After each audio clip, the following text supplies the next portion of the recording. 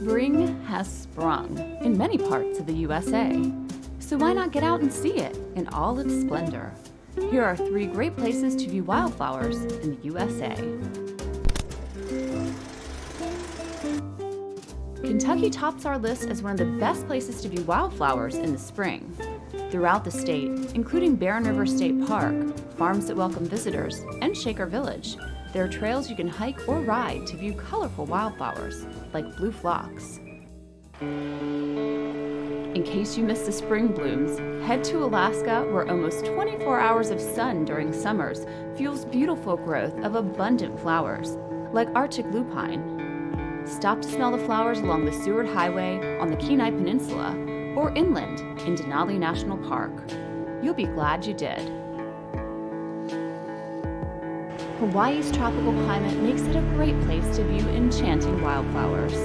Waipio Valley on Hawaii's Big Island is a lush oasis, where exotic wildflowers seem to be positioned around every corner. Wherever your flower-filled adventures take you, make sure to savor the experience and the sweet aromas of nature.